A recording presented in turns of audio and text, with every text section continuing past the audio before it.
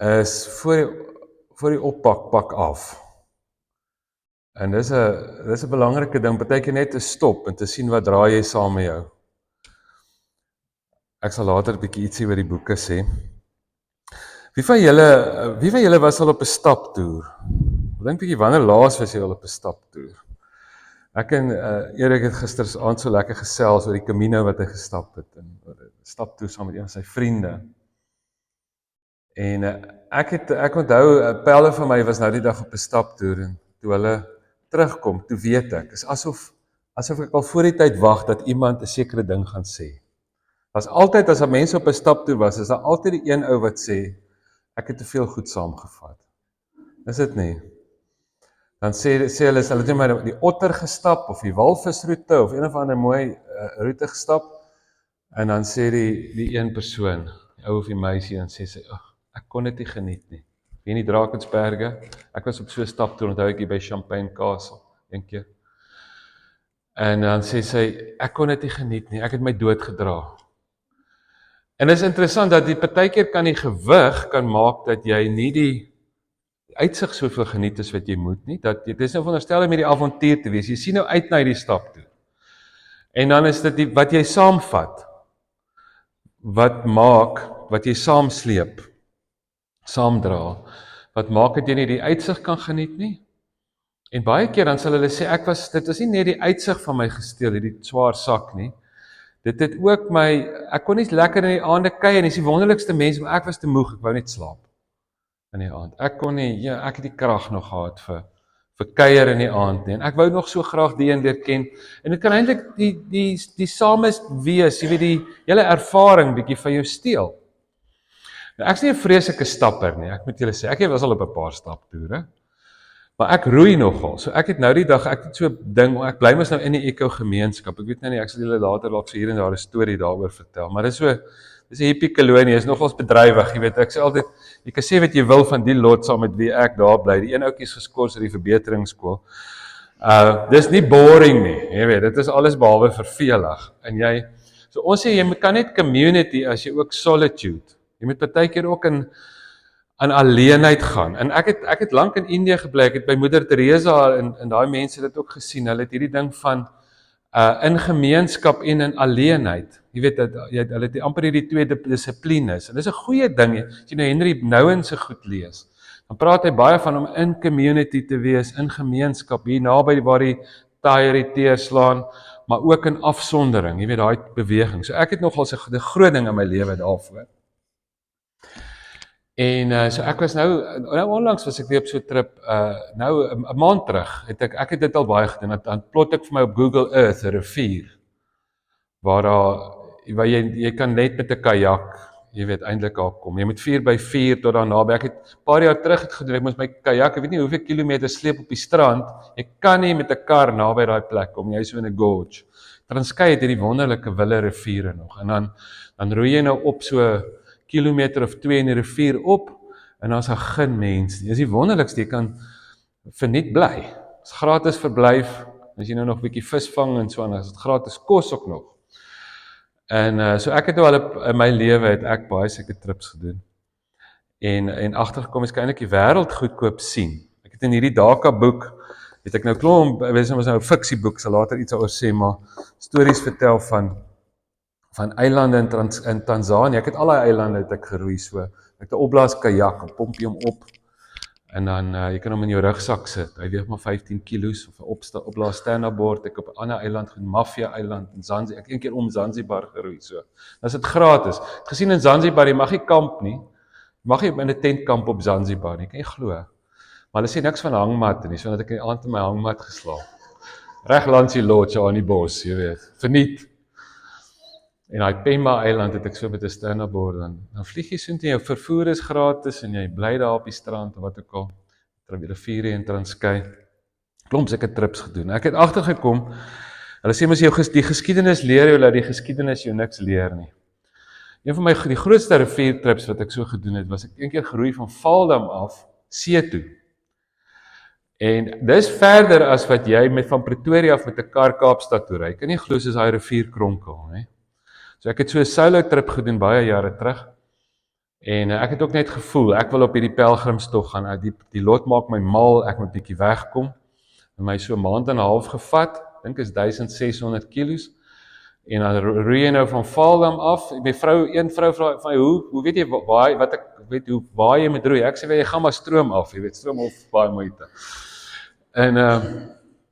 en dan roei jy nou tot daar by Douglas, die Vaalrivier, en dan kom die Douglas en die Oranje loop in mekaar die Oranje en die Vaal loop by Douglas in mekaar, en dan roei jy nou die Oranje tot daar by Alexanderbaai. Maar ek het 'n snaakse ding gedoen, jy weet, ou so stupid, en dan later op hierdie ander trip sit ek agtergekom, jy doen maar weer dieselfde ding.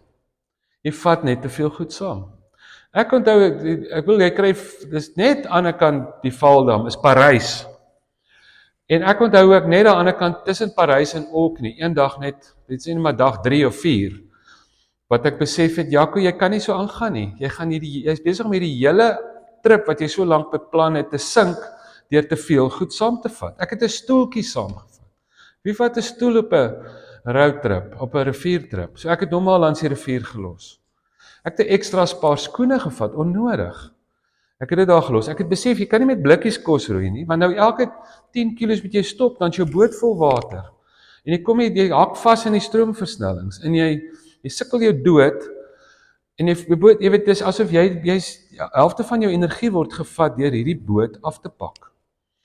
En ek het 'n paar skoene daar gelos, ek het blikkies kos gelos, ek het daarby, later in die trip, aan die ander kant Appington, wat was dit? Was dit voor Appington, is dit Groblershoop, daar iewers, het ek my tent by 'n boer gelos op die plaas. Ek het besef, hierdie plek kry nie eens reën in die reenseisoen nie.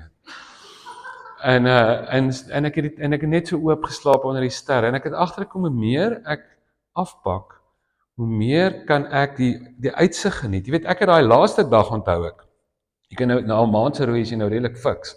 Het ek iets in die 70 kilos geroei, daai laaste stuk van, ek dink is van Sendelingsdrif af, waar deur die Rigtersveld, tot by Alexanderbaai. 7 troppe gemsbokke so in die water, want hoe droër dit is, hoe meer is die wild om die water natuurlik, nê. Nee. Al die wild is daar, dis otters en is visarende, maar as jy moeg is, kan jy dit nie waardeer nie. En ek het agtergekom, ek het 'n klomp goed, ek het onnodig te veel goed saamgevat. En dit het amper my trip gesink, en dit het amper my hele ervaring van my gesteel, en ek moes stop elke nou en dan en nog goed afpak.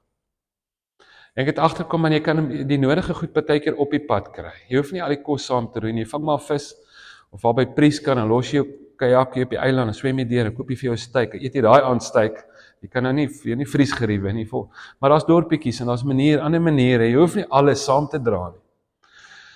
En, maar 'n ander interessante ding wat ek agtergekom het is, toe ek die goed so begin afpak, is ek het agtergekom, maar ek het nie een van hierdie goeders, toe ek het ingepak het, ek het nie ingepak, jy weet, met enige negatiewe motief nie. My bedoelings was baie goed, met elke liewe een van daai goed.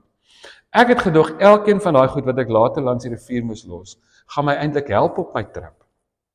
Ek was oortuig, het gaan my help. En het het nie. En is interessant, dat eintlik by Jesus in die evangelies, kry mens hierdie idee, dat hy sê ons gaan leer by die plante, en gaan leer by die lelies, en leer by die voeltjies, dat ons eintlik baie minder nodig het om gelukkig te wees, as wat ons dink. Dit is 'n groot dag as jy dit besef, want dan lê jou geluk nie in die toekoms eendag as jy nou nog 'n klomp goed het nie. Jou geluk kan in die Here lê, en dan raak jy besig met die regte vraag. So die vraag is, en dis in ons lewens ook so, is wat moet ek laat gaan? Wat moet ek afpak?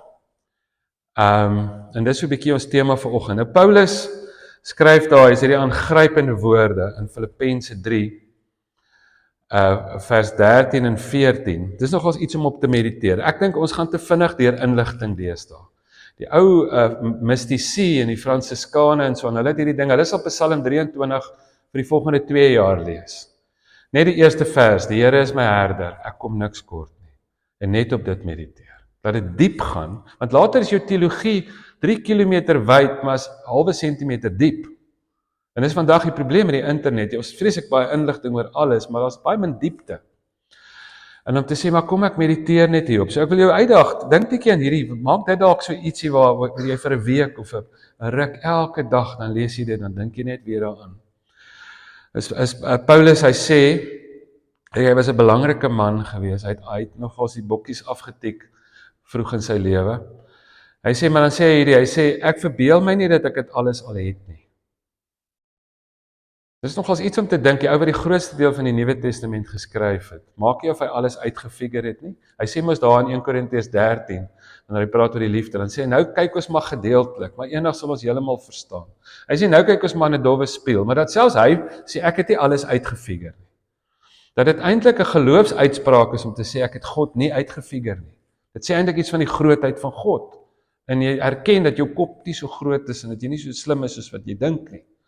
So dis 'n goeie ding om te sê, ek het nie uitgefigure alles nie. Beteken nie ek het niks uitgefigure nie, maar ek het definitief nie God heeltemal uitgefigure nie. Dis 'n groot dag as 'n ou dit kan sê. So Paulus, die magtige Paulus, wat die grootste deel van die Nuwe Testament geskryf het, sê dit. Hy sê, broers, ek verbeel my nie dat ek alles al het nie. Hy sê, maar een ding doen ek. Ek maak my los van wat agter is, en ek strek my uit na wat voor is. Daar's soveel van ons lewenskwaliteit, hierdie een kans wat ons in die lewe het, wat afhang van of ons dit kan doen of nie.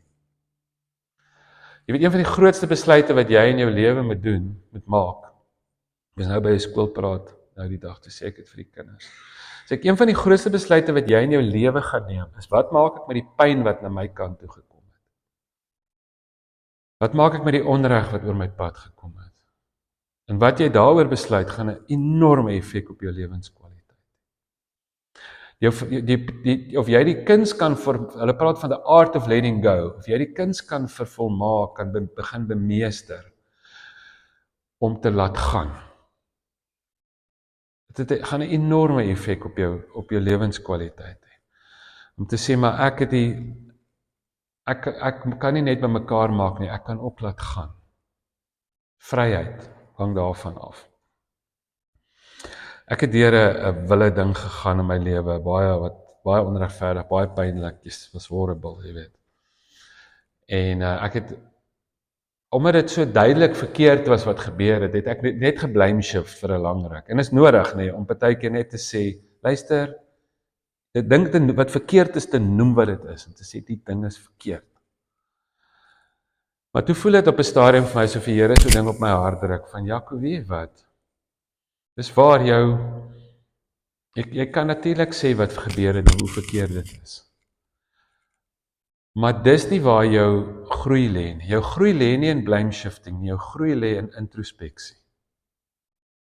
Jy weet, dis 'n vreeslike ding as 'n ou nou so, sê net maar so roei en jy beland, stroomversnellings. En jy weet, ek het geleer, hoe jy weet wat 'n groot stroomversnelling is as hy klink soos 'n Boeing wat wil opstyg. As jy so nader roei, want nou as jy plat, jy kan nie sien nie. Jy sien net die mis op die water. Moes nou by 'n paar damwalle, moes ek my boot afsak met 'n tou, dan klim ek af, of naby ons seepkant is 'n groot kraans. Dan sak jy jou boot af tot op 'n lysie, dan klim jy af, dan sak jy hom weer, vat jou halwe dag al die goed af te sak. Maar nou en dan kry jy nou 'n groot rapid, dan sê jy, ek gaan hom vat. Né? En ek bedoel 90% van die rapids vat jy, dis die watervalle en die damwalle wat jy nou nie vat. En dit is tragies, dit is sleg as jy omval en jy stamp jou kop en jy het 'n paar knoppe en jy het seer gekry, jy drink daai aan 3 katte flams en jy pleister en jy sit mercurochrome op en wat ook al en jy moet jou boot regmaak, hy het 'n gat ingekry, jou roer moes ek daar by Keimoes by 'n ou se werkswinkel regmaak, die rudder. Jy weet dat as jy skade het en jy het skade en jy het seer gekry en jy het stampe en jy moet nou die goed herstel en dit is nie lekker nie, sulke speed bumps in jou lewe, nê. Jy het nou omgeval in die stroomversnelling. Jy kan dalk nou vandag dink, wat is die stroomverstellings in jou lewe wat jou al paar skaars gegee het, jou boot gebreek het of jou lyf 'n klomp, of jou hart 'n klomp eelte gegee het in littekens. Maar dis nie die mees tragiese ding wat kan gebeur nie. Weet jy wanneer vir suiproeiers is as hulle in 'n maalkolk beland. En dan hou hy jou vas en jy kan later, as raak jy moeg en dan verdrink jy. Nou in Suid-Afrika het ons nou nie vreeslike riviere met maalkolke nie, maar is seker riviere in die wêreld. En ek het die voorreg om met baie mense 'n lang pad te stap. Jy weet, ek is nou 25 jaar oud, so jy kan eintlik sien hoe mense se stories uitspeel. En ek het lank 'n spreekkamer gehad by 'n skool en nou nog sal mense ou mos maar dikwels kom sien en mense deel hulle harte en ek my eie lewe dit gesien en dan sien ek mense wat stories het van hoe seer hulle gekry het. Ek bedoel daar's van die mooiste van die flieks en die liedjies en die helde in die wêreld is maar mense wat omgeval het en hulle koppe hard gestamp het. Ek dink is dit Jefferson het gesê there's never been a man whose name is worth remembering who lived a life of ease. Jy weet, dit is maar dis 'n eienskap van ons helde selfs is dat hulle kon deur wille goed gaan. Jy weet, ek weet nie of ons waarskynlik weet ons onthou vir Dawid as gevolg van die Goliat wat hy moes face en die Jona as gevolg van die vis wat hy moes face en Noag as gevolg van die vloed wat hy moes face en Moses as gevolg van die woestyn en die Egiptenare, jy weet, dis as gevolg van wat hulle gedoen het met die moeilikheid wat oor hulle pad kom, dat ons hulle name onthou en hulle stories ken.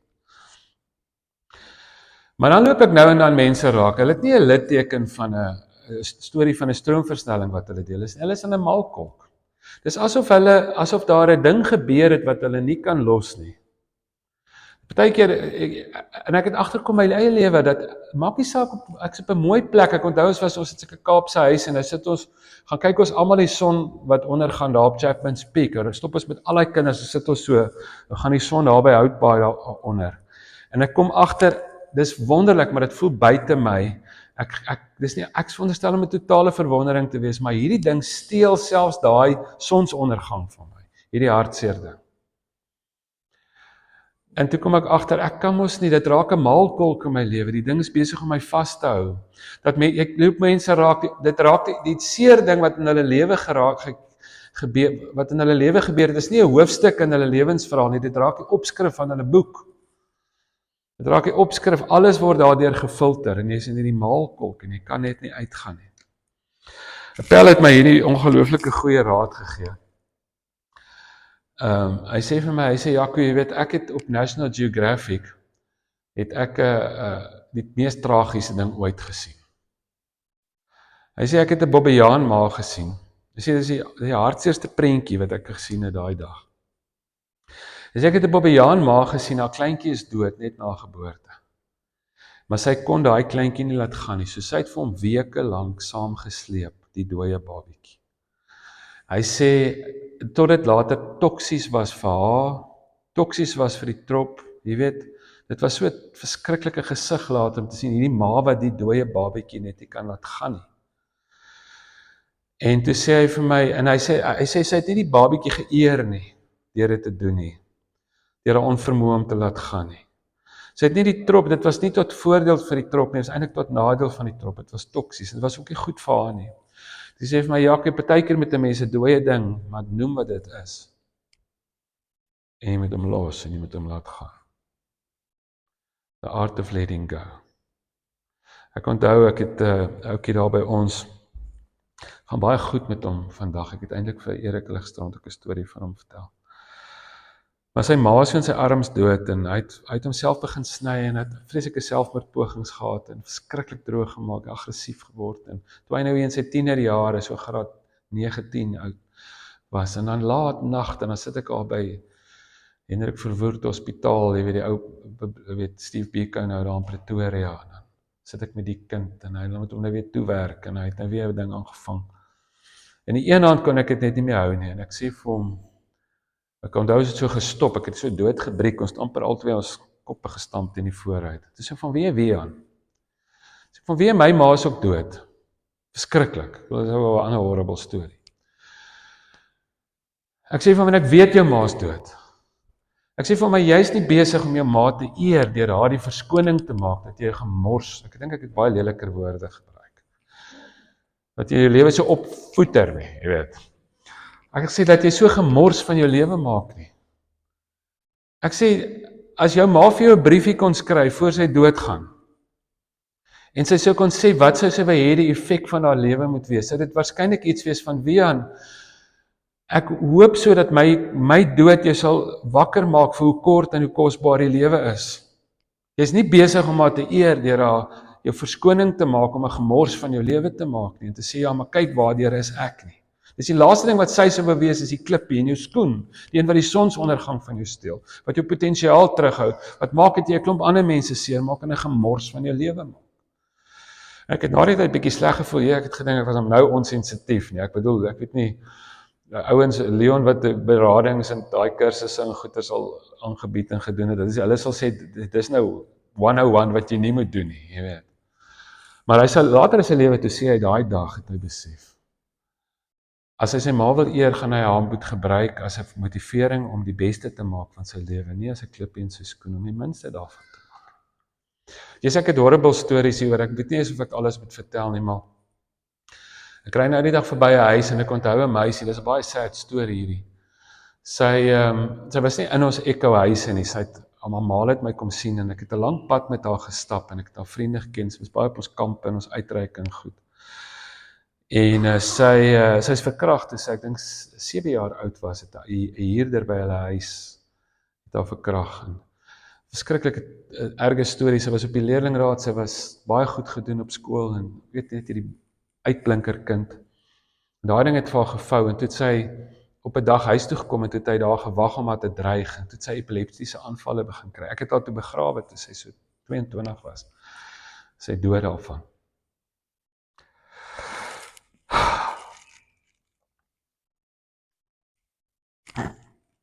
Maar die een ding wat ek onthou van haar,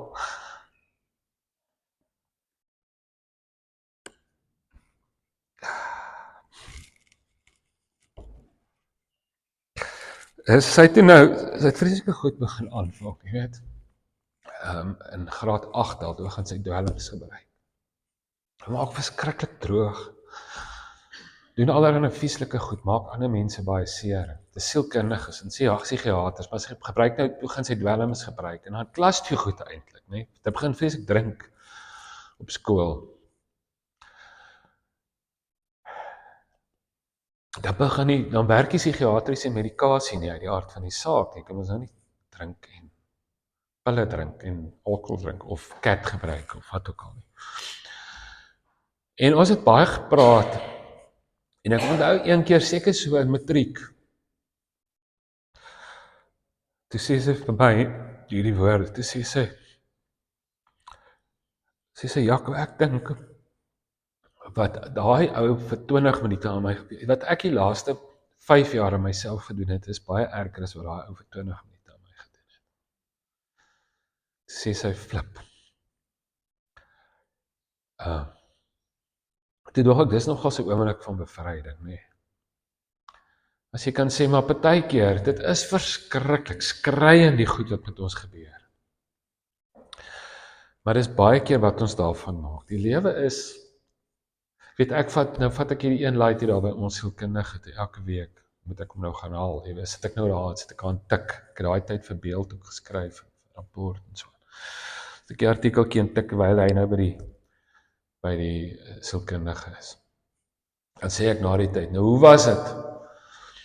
Dan sê hy nie, het was alright, dan sê ek, wat sê die sielkundige? Dan sê hy, die sielkundige sê, life is unfair, get over it. Dan kyk, ons moet meer kinders vir die sielkundige stuur, nee. Life is unfair, get over it. Jy weet, lyk vir my, asof die lewe gaan 20% oor wat met jou gebeur het, en ek bedoel, ek wil die downplay bad van hierdie goedes wat met mense gebeur. Maar dis 80% wat jy daarvan maak. Ek bedoel, gaan kyk, Viktor Frankl sê, dis eintlik 'n boek wat mens elke jaar kan lees, nee, In Search of Meaning van Viktor Frankl, wat in die konsentrasiekamp was. Of Corrie ten Boom se boek. Ek bedoel, ons onthou hulle oor wat hulle gemaak het met wat met hulle gebeur het. En dit is 'n verskriklike belangrike lewensles. Wat maak jy met wat met jou gebeur het? Ek dink altyd ons moet eintlik almal treehuggers wees. Ek het so 'n foto, ek het by die studente by Stellenbosch daaroor gepraat en die volgende dag toe loop ek saam met Jan toe gaan drink ons wyn na in Stellenbosch. Toe ek so 'n foto waar hy so groot boom van en daar hy hom so. Toe sê hy, Jaco, ek het dit gedoen. Sien, ek luister. So ek sê eintlik moet ons almal treehuggers wees.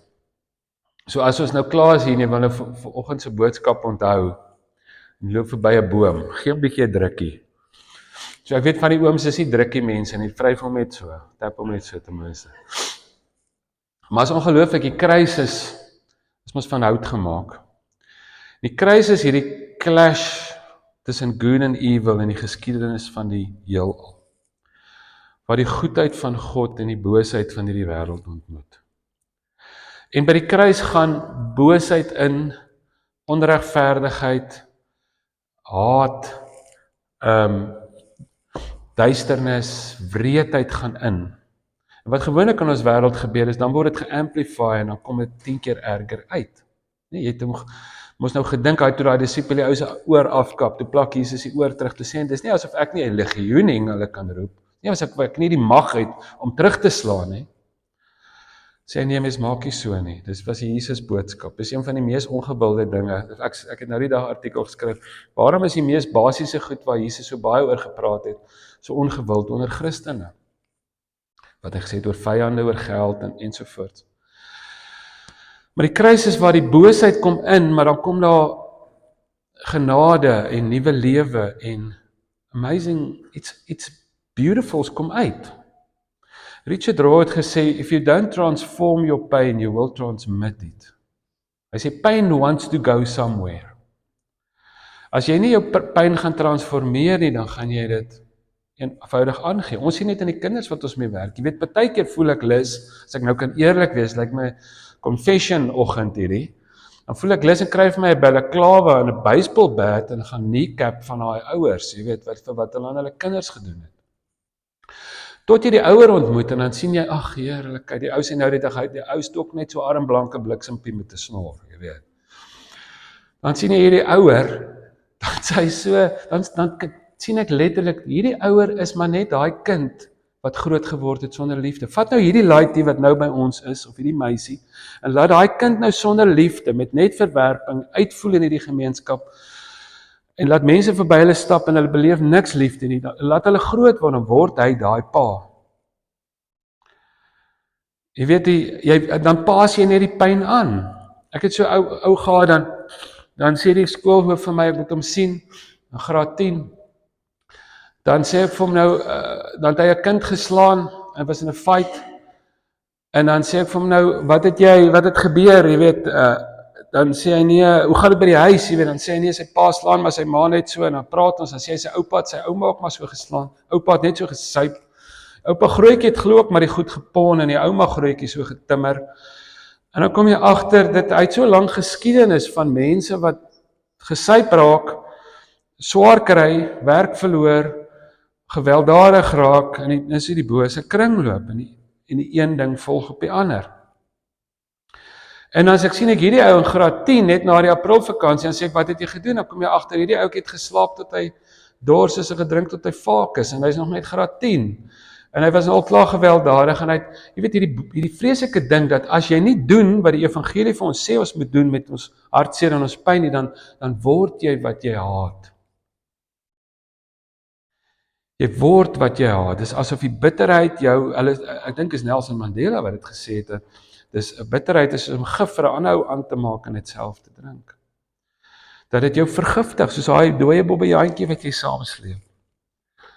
En dat jy iewerster moet sê, nou gaan ek hierdie ding los. Die lewe maak jou bitter of beter. Kies beter. Hoekom jy nou die bome drukkie moet gaan gee, is ons sê die kruis is gemaak van nou, die kruis is nie net 'n plek wat die pyn en die onreg en die wreedheid geabsorbeer het nie, dit het dit getransformeer. If you don't transform your pain, you will transmit it. Ons lewe in 'n wêreld van, ek gaan jou seermaak want jy het my seergemaak, ek gaan jou mense seermaak want jou mense het my mense seergemaak, en daar's geen einde aan dit nie, en dan sê Jesus, maar ek soek wesens op aarde wat die pyn sal vat. Dis 'n baie onregverdige ding, nie? As die grace is the only injustice that can make this world a better place. Dis eintlik om te gee wat iemand nie verdien nie. Dis wat ons van die Here vra, maar ons wil maar sê genade moet na ons toe vloei, nie noodwendig dit moet deur ons vloei nie, wat die eintlike idee is. Maar bome is hierdie wesens, bome vat ons koolsuurgas, ek bedoel dit klink almal toksies, dis sommer net in die woord. Party woorde het dit sommer net so in die klank van die woord amper. En hulle vat hierdie ons toksiese asems en dan vat 'n boom dit en hy transformeer dit in lewegewende suurstof. Die mooiste wonderwerk. En dis hoekom ek sê, gee 'n bietjie 'n boom 'n drukkie en dan onthou jy dat die kruis van hout gemaak was en dat Jesus dit gedoen het tot die ekstreem aan die kruis en dat hy dit van sy kinders ook verwag. Dat Stefanus, toe die vervolging uitbreek en hy word met klippe doodgegooi. Ek sê een keer daar by ons, ek sê, nou moet ek broken English praat, ek sê, and Stephen was stoned. Jene hemel, daai kinders se gesiggies op, jy weet. Daai klomp druggies en ouens wat daar by ons ek sê Stephen was stoned. Die meisie sê vir die band, sê Jaco sê net, hy was killed with stones, jy weet. En maar Stefanus kry dit reg om met goedheid en boosheid, om te doen wat Jesus aan die kruis gesê het, nee, Vader, hy te bid vir sy vervolgers, dis sy laaste woorde. Hy sê, Here, moet dit hulle nie toereken nie, vergewe hulle weet nie wat hulle doen nie. Ek het al baie keer gedink, dankie Jesus dat hy dit gebid het, want ek weet regtig nie wat ek doen nie. Jy het ook vir my gebid het. Maar dit Stefanus, jy weet, mense het nie na die vroeë kerk gekyk destyds en gedink, ja, het lyk allemaal lekker om 'n Christen te wees. Maar die vraag is, hoekom het die kerk so vinnig gegroei, van 'n paar duisend na 20 miljoen in die eerste 300 en iets jaar, onder die Romeinse regering? Ek bedoel, die ouens praat van Iran, of hulle praat van die opkoms van die moslems, of hulle praat van die ANC-regering, of wat ook al. Dis 'n sondagskoolpiknik teen die Romeinse ryk. Jy het geen vryheid van spraak gehad nie. Nero het sommer, jy weet, die ou Tertullianus, die kerkvader, het gesê, of die Tigris nou in vloed is, en of die Nyl droog is, die keiser se antwoord is om nog Christene vir die leeu's te voer of te verbrand. Het hulle dit sommer net 'n spektakel gemaak om met die Christene op pale te steek, en pale in te steek en aan die brand te steek, of in die Colosseum, of in die arenas dood te maak. So die vraag is, hoekom het die kerk so vinnig gegroei in 'n tyd toe dit so donker was? Toe dit so sleg gegaan het met die kerk. Die kerk was baie weerloos. Oom sê nou die dag, hy wens ons kan weer kerk wees in 'n gunstige tyd. En hy bedoel die 80s, nee. Dis ek wil die oom, die gunstigste tyd vir kerk wees was nie in die 80s nie. Die kerk het die vinnigste gegroei in die vroeë eerste 3 eeue. En dit was die donkerste tyd en die wreedste tyd in die kerkgeskiedenis. Maar mense het nie na die vroeë kerk gekyk, want die vraag is, hoekom het hulle so vinnig gegroei? En dis definitief nie omdat ouens na hulle gekyk het en gesê het, ja, maar dit lyk almal lekker om 'n Christen te wees nie. Inteendeel. Die enigste plek, omdat die kerk 'n verbode organisasie was, is die enigste plek waar hulle getuienis dikwels publiek aangehoor is, sodat die Romeine en die Grieke en die gewone mense van die stad, wat eintlik net 'n klomp roemers gehoor het oor hierdie Christene. Onthou, die ouens het allerhande goed gesê, hulle het gesê hulle is kannibale, hulle het allerhande, omdat hulle ondergrondse organisasie was, het hulle nie geweet wat hierdie ouens glo nie, hulle het gehoor, hulle eet die liggaam en drink die bloed, nee, die bloed, die nagmaal, en toe het hulle dit opgeblaas en karikatuur van hulle gemaak, en vieslike goed oor die Christene gesê. Maar die enigste plek waar hulle die waarheid oor Christene kon hoor, en actually 'n Christen se getuienis in die publiek kon hoor, is wanneer hulle gevang is of tereggestel is. Dan was die hele dorp daar, as die soldate die klomp Christene oplaai, dan die dorp saamgedrom daar, soos wanneer daar 'n ongeluk is. Of in die Colosseum, of van daai, was nou die dag as ek saam met Stefan Jubber in Efese. En daai groot, ek kan nou dink die magsvertoon daar, al die ryk mense, 40,000 van hulle sit daar. En dan bring hulle daai Christene in. En dan het ons die ongelooflikste verhale van hoe dapper hulle was in daai oomblik. Dit is, lyk my, die kerk het nie so vinnig gegroei omdat dit so lekker gelyk het om 'n Christen te wees. Die mense het nie gesê, ja, maar dit lyk lekker, kom ons word ook Christene. Dit is partykeer die boodskap vandag. Party kerke probeer uitstraal. Ek dink hulle het eerder na hierdie ouens gekyk en gesê, wat kan 'n mens so vry maak? Wat kan so groot wees dat mense soveel daarvoor sal verduur? Wat kan 'n mens so goed maak dat jy selfs goed bly te midde van sulke wreedheid? Ons het Justinus, die kerkvader, se verhaal, Justinus, die martelaar is eintlik sy naam.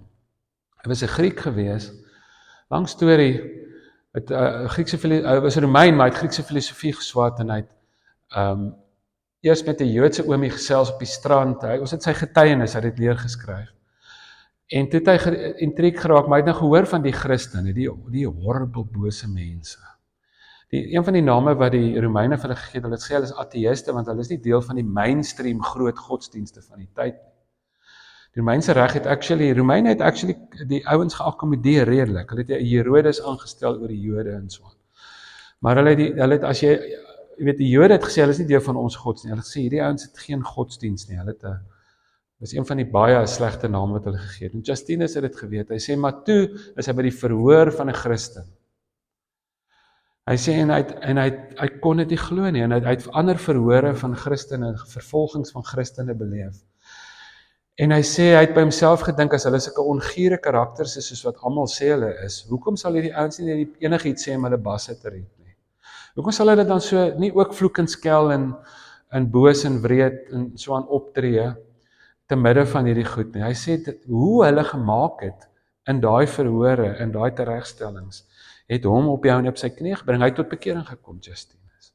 Hierdie ou wat Griekse filosofie geswat het.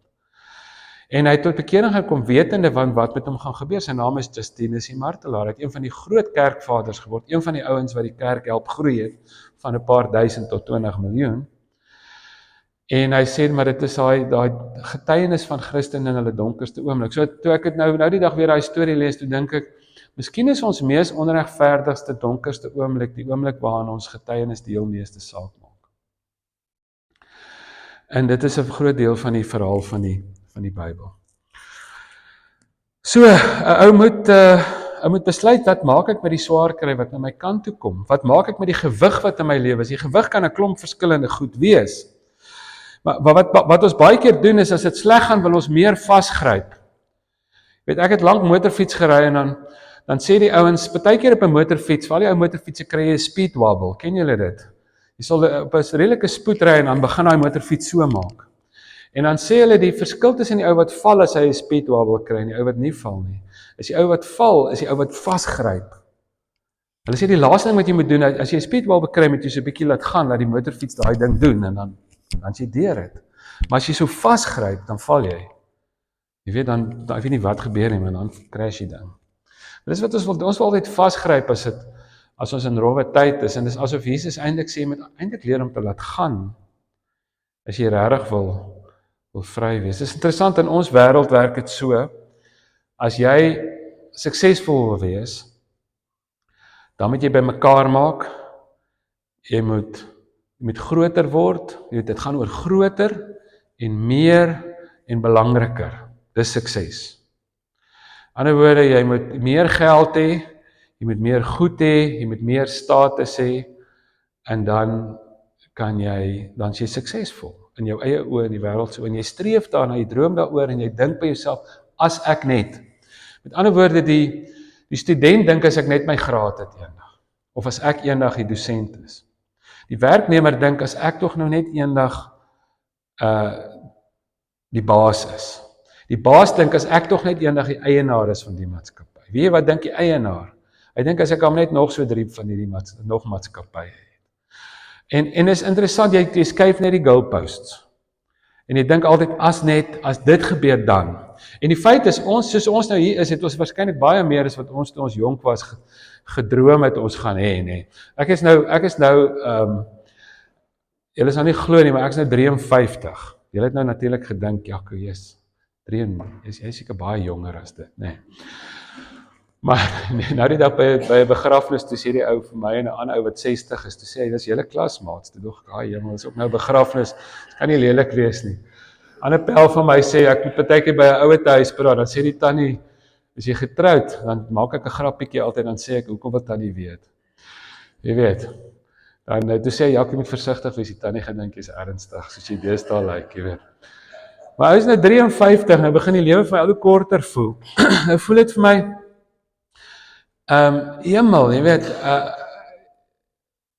dan dink ek terug oor my lewe, en dan dink ek, wat het ek elke keer, hoe het ek die goalpost my altyd geskuif, en gedink, kyk, my ma het altyd gesê, my pa en ma is altyd redelik tragies dood, hulle het altyd gelewe met, hulle het partykeer sou hulle sê, hulle skip gaan nog kom, jy weet, en dan leef jy asof alles eintlik na so 'n singularity in die toekoms toe gaan, en daar's 'n dag in die toekoms iewers waar die groot ding gaan gebeur, en dan gaan alles sin maak.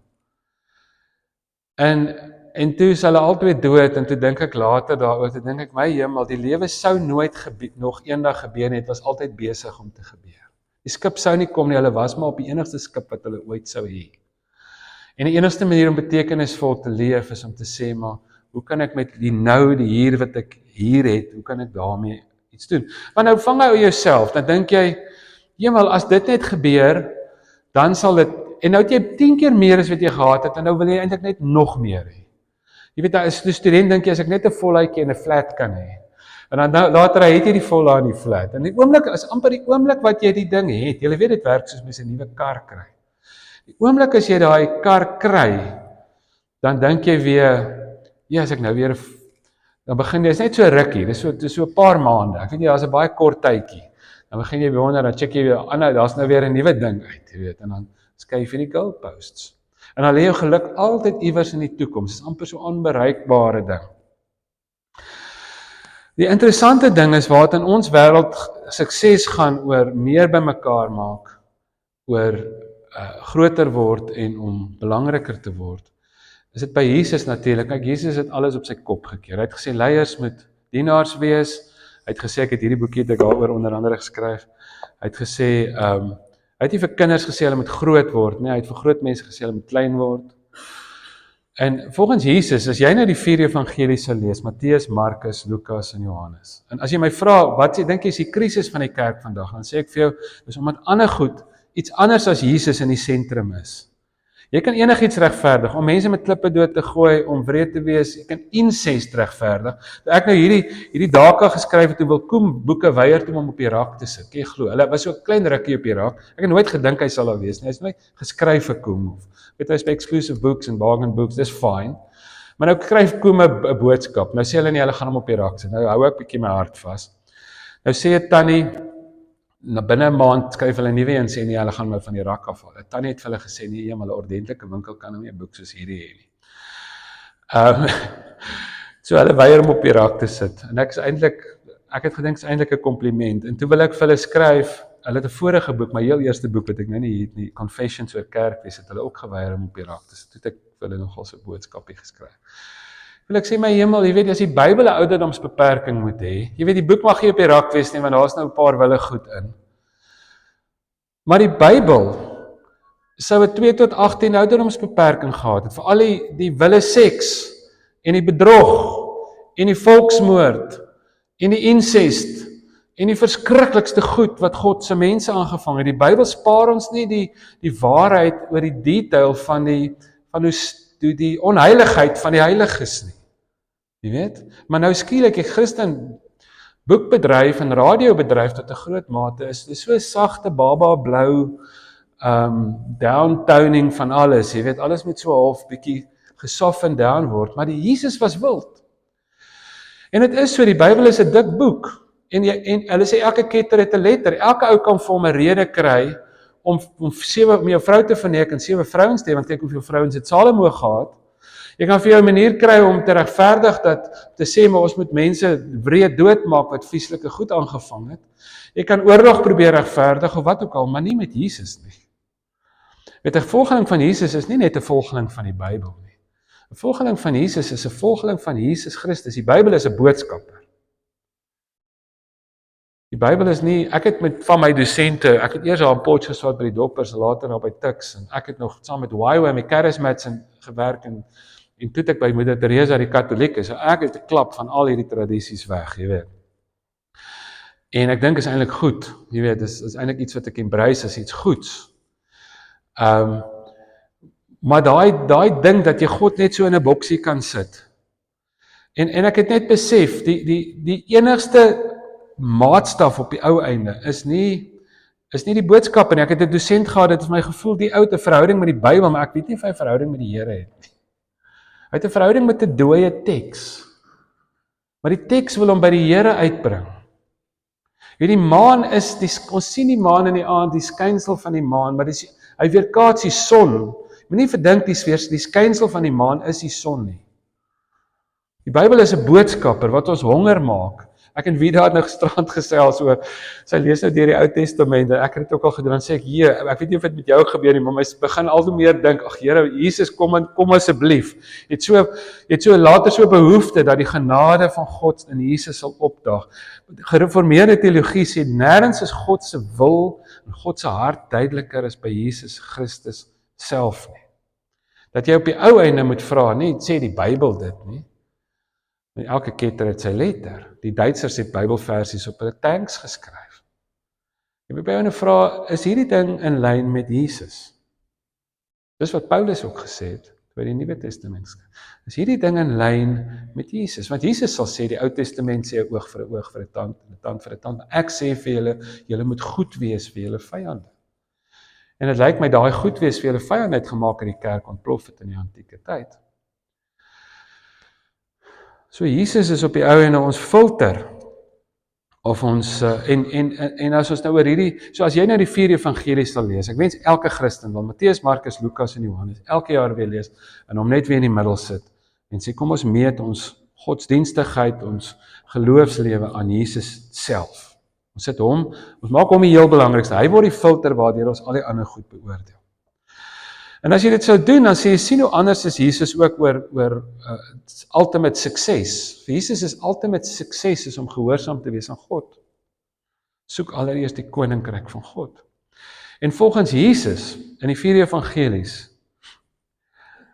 moet jy eintlik altyd iets laat gaan, as jy wil groei, en nie iets bymekaar maak nie.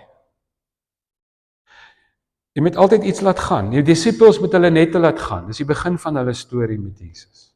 Die ryke jong man kom by Jesus, hy sê, Here, wat moet ek doen om die ewige lewe te beerwe? Ons kry dit Matteus, Markus, Lukas en Johannes dieselfde vraag. Jesus sê vir hom, verkoop jou goed, gee die geld vir die armes. Dis so 'n konsekwente ding. Ek het hoe lank teologie geswat, ek was hoe lank in die bediening, toe lees ek dit vir die eerste keer raak. Toe sien ek daai trend. Dit is goed as jy sulke trends begin raak sien in die 4 evangelies, goed wat beklemtoon word, wat herhaal. Goeie teologie is om die klem te plaas waar Jesus het geplaas.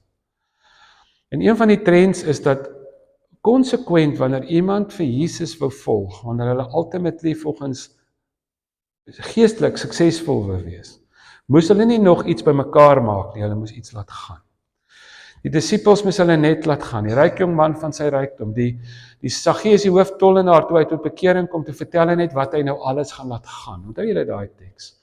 Wanneer Johannes die doper, wanneer hy die mense voorberei en hulle sê, Here, wat moet ek nou doen as ek my bekeer? Dan elke keer, hy beantwoord 3 groepe mense, gewone mense wat om te kom, die soldate en die tollenaars.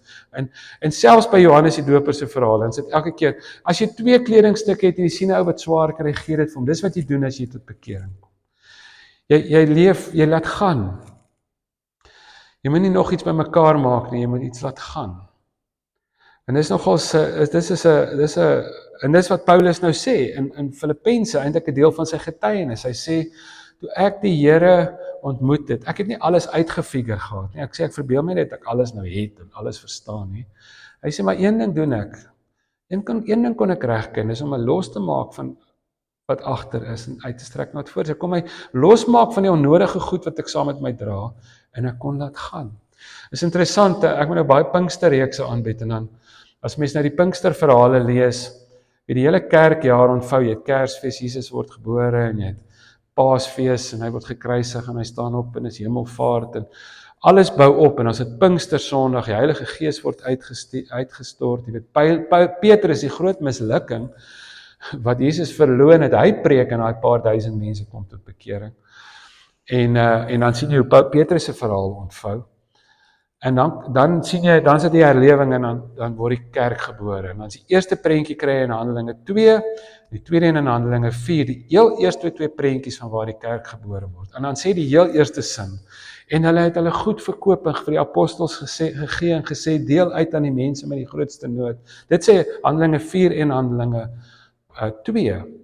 En ek het al baie keer gewonder, hoekom is die heel eerste ding wat jy lees in Handelinge, wanneer die kerk gebore word, dat hulle van hulle goeders ontslaa raak. Hulle goed laat gaan, materiële goed en geld.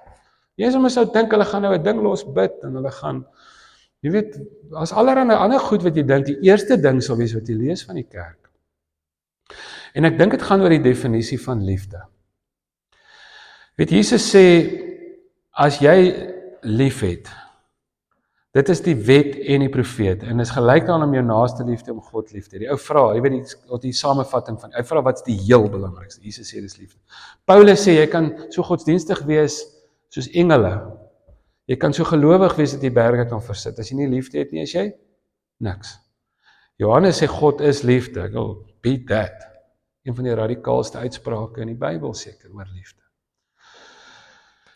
En ek dink die vraag is, hoekom is een van die eerste eienskap van die antieke kerk, wanneer is asof die hele kerkjaar opbou, na Pinkstersondag, hier word Jesus is nou in die hemel, nou met sy kerk is nou sy liggaam op aarde. Nou gaan die groot herlewing kom. Nou Jesus het net in Israel gewerk, nou gaan hy die grense van mense oorsteek, en die wêreld gaan, en dit op die ou net het dit gewerk, het tot by ons gekom, dis hoekom ons vanoggend Christene is. Maar hoekom is die eerste ding wat hulle gedoen het, dat hulle van hulle goed ontslaag geraak? Laat gaan het.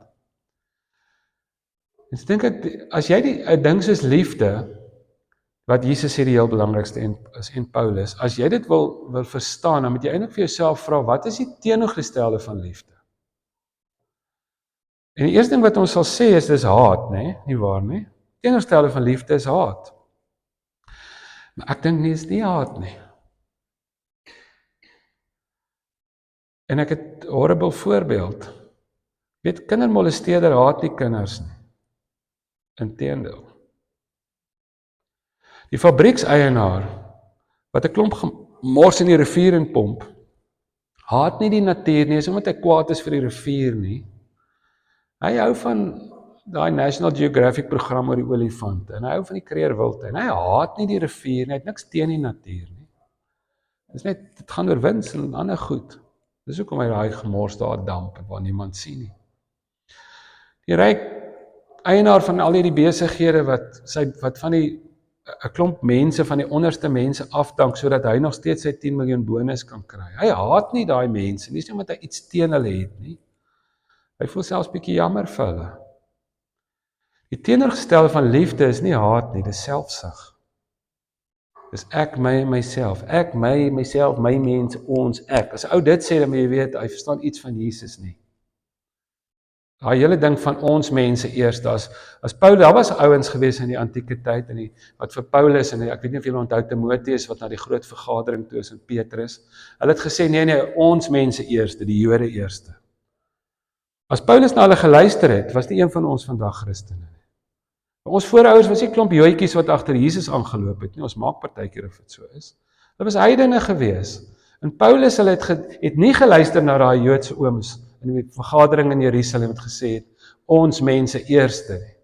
En hulle het gesê, ons sal die grense van mense oorsteek, uiteindelik tot in Europa, in die plekke waar ons voorouers vandaan kom.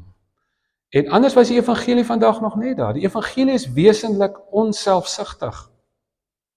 En as jy vra, hoekom was die eerste eienskap wat ons gelees het van die antieke kerk, dat hulle goed verkoop het en gesê het, maar gee dit vir die mense wat die swaarste kry, hulle huise oopgestel het vir gemeenskaplike maaltye en so aan, is dit omdat liefde gewen het. En liefde is wesentlik onselfsugtig. 'n Goeie opskrif sou wees vir daai eerste prentjie van die kerk in Handelinge 2, en in die tweede prentjie van die kerk van Handelinge 4, sou wees 'n onselfsugtige gemeenskap.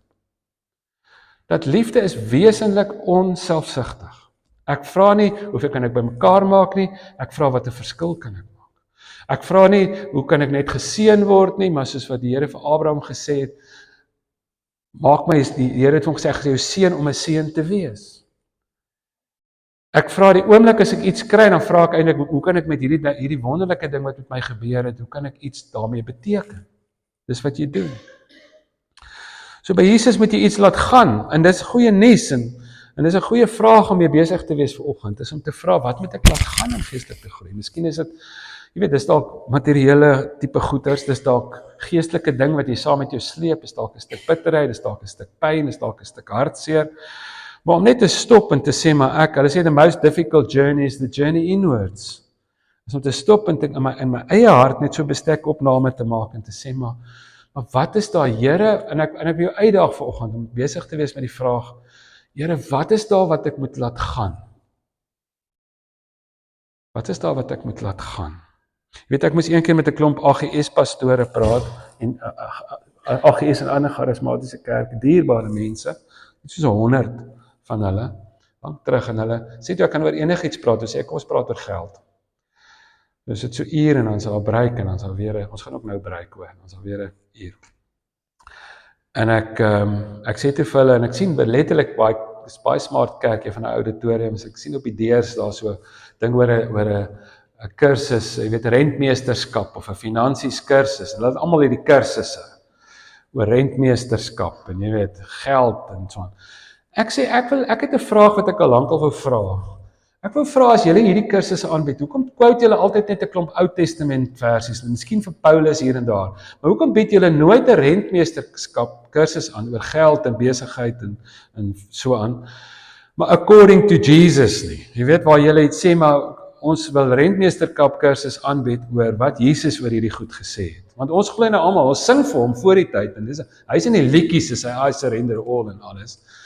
Maar nie op die kalenders en op die begrotings en definitief nie in die rentmeesterskap kursus nie. Dis altyd 'n kursus wat teruggryp na een of ander, na Salomo of een of ander ou, jy weet. In die oeste en die feeste en die goed. Hoekom nie Jesus nie? Ek sê vir hulle, ek weet hoekom nie.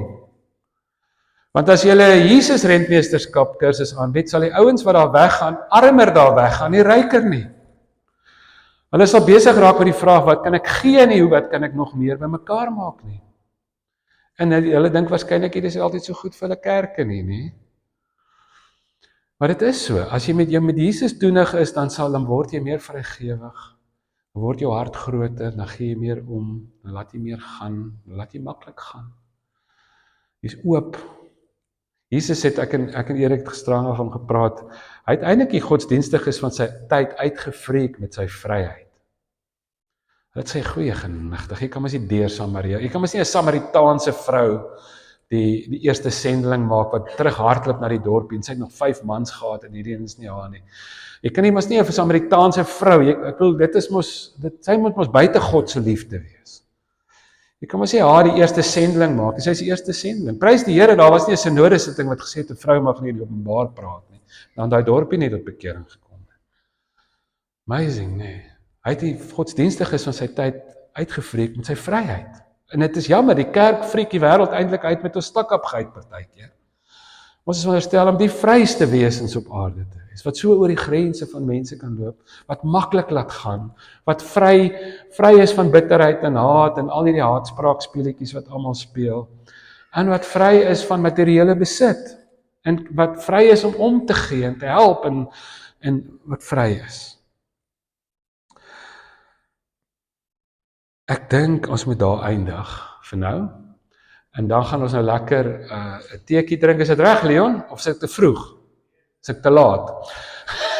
Kom ek sê gou iets oor die boeke as jy wil. Ek het nou so 'n paar, ek het letterlik net so 'n sak aangegryp by die huis. Ek het ook nou nie eens ek sien daar's van hulle wat ek nou nie saamgebring het nie, maar hierdie een is Dhaka, dis sommer net 'n storie. Maar ek moet sê so al hierdie plekke, hierdie eilande wat ek nou noem, al daai Tanzanië eilande en Kenia eilande en Transkei en daai goeie plekke het ek self besoek. En so 'n derde van die storie is goed wat ek self beleef het, so 'n derde is die tieners en die mense wat ek raakgeloop en so 'n derde is net fiksie. En as jy dit verkeerd kry, gaan jy dink ek's 'n verskriklike mens, jy weet, maar jy kan maar uitprobeer uitfigure. Maar daar's van hierdie boeke, dis 'n storieboek. Ek sien hy's nou 11de op die SA top 20 hierdie week, daarom, ten spyte van Koen wat hom op die rakkos sit nie, vir Afrikaanse fiksie. En dan hierdie oor is ek baie opgewonde. Dis 'n boek wat geskryf is vir tieners. En ek wil so graag hê jong mense moet opgewonde raak oor die evangelie. Ek dink ons is besig om jong mense te verloor in die kerk. Maar ek besef ons kan nie met hulle afpraat asof hulle dom is nie. Weet hulle, jy kan mos hoor partykeer as mense met kinders praat, dan sit net sulke kreatiewe van die goedjies. Ek dink ons praat met hulle oor serious stuff, man. En ons neem hulle ernstig op. So ek vertel stories, allerhande, ek sal nou net vir julle vertel van weird goed wat tieners aangevang het. En hoe jong mense, Louis Braille, hy 16 jaar oud was toe hy Braille die taal vir die blindes uitgefigure het. Hoe Anne Frank se boek, hoeveel miljoene dit verkoop het, die invloed wat sy op die wêreld het, maar sy het op 14 die memoir geskryf. Die groot goed wat jong mense gedoen het, wat 'n groot verskil maak in die wêreld. Ek vertel, hoe lees jy jou Bybel? Ek praat oor allerlei goeders. Vertel vreeslik baie stories, hoe maak ons met armoede in die situasies in ons land, hoe is jy 'n vredemaker, as daar onvrede is in 'n land soos hierdie, wat maak jy met die onvrede in jou vriendekring, hoe help jy jou pel wat depressief is, wat jy wonder of hy dalk wel selfmoord pleeg, en die idee is dat, hulle sê die eerlikste plek in ons lewe is jou kussing, as almal in die huis slaap en net jy is wakker, en nou, dan lê jy in top, en die boop is dat die boek bietjie daar sal uitkom, dat daai kind in die aand en nou die dag, dit was my so wonderlik, toe sê iemand, hulle het vir hulle kleinkind dit gekoop, en sy het daai aan die eerste 90 bladsye daai eerste aand gelees. Sulke kort stories, iemand het eendag oor een van my ander boeke, grootste kompliment wat ek gekry het, hy het gesê, hy lees lekker op die toilet, en hierdie is ook so, dis sulke kort goedjies met sketse, en nou lees hulle dit by, nou het Eberhard Bertelsmann, die regter en sy vrou, hulle lees dit nou vir mekaar in die bed, hy word hierdie jaar 80, en hulle lees dit nou voor vir die ou mense by huis herfsblare, ouete huis al by, huis ver genoeg, ek dink hulle noem my ouete huis ver genoeg, is toch wel snaaks, hulle lees nou vir hulle, maar as jy vir jou kleinkind of jou tiener of jou student of wat ook al 'n boek, so daar is 'n boek, en dan hierdie is Leef lig, dit is 5 gewoontes van die vroeë kerk, en van die goed wat ons nou vanoggend share, so as julle wil hê, ek sê nou te veel oor die boek, eintlik het sê, daar's 'n honesty box, ek doen dit altyd, in Transkei werk het so by die backpackers, jy kry vir jou bier en 'n coke en 'n sak hout, en jy gooi self die geld, en daar's niemand by die til nie, jy weet, en oral in die wêreld, Kenia is dit ook, as ek 'n backpackers, en dan dink ek die kerk moet so wees, so jy vat net 'n boek, bring môre net die geld as jy wil, of WhatsApp my, stuur vir jou rekening om, en daar's 'n Yoco masjienkie, dis nou 'n nuwe ding vir my, so as jy weet om te werk, dan tik jy die bedrag en dan kan jy tap, maar jy kan regtig dit net self doen, alles is daar, hoor, bemarking, sien, dankie Leon, gaan ons tee drink, hoe lank? Leon sal 'n koppietjie so tik. Ok, dan gaan ons die laaste een is korter, hoor, ek gaan dan net die laaste deeltjie deel op die einde. Okay. Ja, ek gaan sê eintlik maar dieselfde ding oor en oor. Ek dink maar net daar's soveel stemme, jy weet eintlik is bemarking, toe ek nou net die boeke bemark, toe dink ek ook al aan. Bemarking is eintlik om vir iemand wat reeds, is 'n groot ding van dit, gaan eintlik om vir mense wat reeds genoeg het te sê wat hulle nog nodig het. Jy het eintlik genoeg inligting, jy het eintlik genoeg, jy weet elke advertensie is eintlik gemaak om vir jou te sê, man, as jy nou net nog dit ook het. Nee, jy is eintlik klaar content, man, jy het meer as wat jou voorvaders al ooit gehad, jy het meer as wat die antieke konings gehad het. Maar dan sê hulle vir jou, maar jy het eintlik net nog dit ook nodig. En dit is 'n groot appel op kinders se lewens, en dit is 'n groot dag as 'n mens kan content wees. En jy kan sê, as ek dan, dis interessant, wanneer Paulus sê, hy wat nie werk, hy moenie eet nie, jy weet, en ek het nog al sulke hoofstukkies in hierdie eendaagse verboek, vir die kinders, want almal sê mos vir hulle, jy moet net droom, jy weet, en dan gaan dinge so van self gebeur, maar dit vat eintlik vreeslike harde werk, maar wanneer Paulus sê, jy moet hard werk, dan sê hy, sodat jy kan help, sodat jy 'n bydrae kan lewer, sodat jy die wêreld 'n beter plek kan maak. So is altyd, motief is altyd meer as net jouself, dit gaan altyd oor, wat laat jy na? My ma het altyd gesê, as ons nou gaan kamp het of iets, dan sê sy, nee man, 'n mens los 'n plek beter as wat jy hom gekry het. En dis nogals 'n motto vir 'n ou se lewe, om te sê, Here, my help my om hierdie plek om net bietjie beter te los as wat ek hom gekry het. En dit begin daarom dat 'n ou iewers vir jouself sê, nou wat is nou genoeg? Dis interessant dat eintlik kan 'n mens, dit voel, ek dink die Here wil gereeld 'n nuwe ding in ons lewens doen, 'n nuwe seisoen, soos Paulus hy was nou hierdie godsdienstige fariseer en al hierdie goed, en dan breek daar die nuwe seisoen aan, en dan is dit eintlik, is 'n goeie manier om te lewe met die gedagte van die beste lê nog voor. Maar jy kan eintlik eers 'n nuwe ding vat as jy 'n ou ding laat gaan. Jy kan die lesse wat jy geleer het hou, maar jy moet baie keer met jy eers ietsie laat gaan voor die nuwe deel van jou lewe weer kan aanbreek. En dis hoekom hierdie voordat ons hou afpakkampe vir tieners. Wat maak ek met al my goed wat ek saamdra en so aan? En dit ek gedink, maar ek dink ons moet meer met groot mense ook oor praat. Hulle dra swaarder as die tieners, en langer baie keer. En om te sê, maar partykeer is jou hande te vol om te vat, jou hart is te vol om 'n nuwe ding te vat. En wanneer jy iets niets hoor, dan hoop jy, ou Kosie, jy wens, hy was hier, hy moes dit nou gehoor het. Jy is eintlik elke ding wat die dominee sê, wat ou Leon hier op 'n Sondag sê, is jy besig om te sê, maar dis 'n baksteen vir 'n ander ou se huis, jy weet net, jy is al so vol inligting of vol goeders, en eintlik moet jy sê, nee, ek wil